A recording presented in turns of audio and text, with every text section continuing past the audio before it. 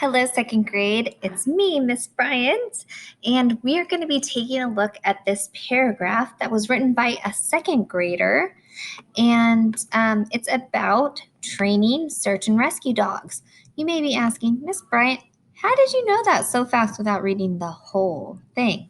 And it's because usually the writer chooses a title that is specific to the topic. So the title is Training a Snow Search Dog. So your title should always reflect what your whole paragraph is about, your main topic. Let's go ahead and read. It's hard to train a snow search dog. First, you have to get a pup. They have to love hunting things so they can find people. They have to have a thick coat to stay warm. They have to be strong to climb mountains. It's hard to know which pup is right for you. Next, you need to train the pup. First, you need to play hide and go seek with the dog.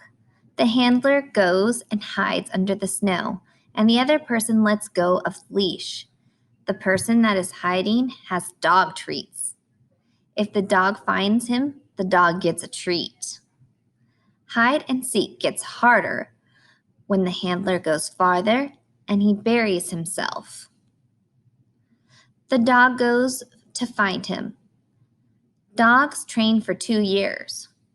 Training a snow search dog is rough, but it is important to train them. If we didn't, people who were buried in avalanches would die. Alrighty, so this is a really fun paragraph because it's written by a second grader, and it's also fun to learn about snow dogs and how to rescue people in avalanches. But what I want to point out is the topic sentence of this. I have my highlighter.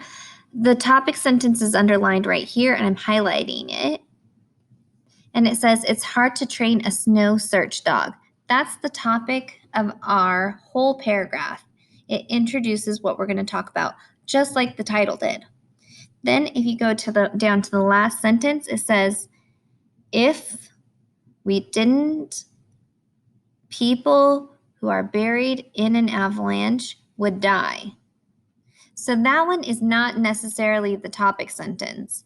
It's actually the sentence above. Training a snow search dog is rough, but it is important to train them. I would actually even change this and just make it all one sentence. Training a snow search dog is rough, but it's important to train them because if we didn't, people who were buried in avalanches would die.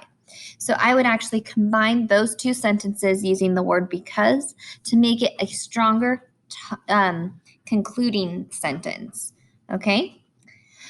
I want to take another color here, and I want to highlight facts that go with, details that go with the main idea, training a snow search dog. I like that it starts with first, you need to play hide and go seek.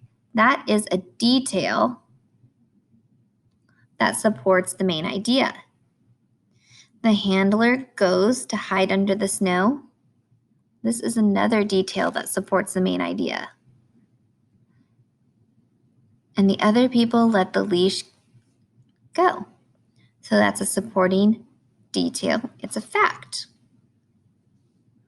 The person that is hiding has the dog treats. If the dog finds him, the dog gets a treat. Those are 3 facts that develop the main idea that we're training a snow search dog.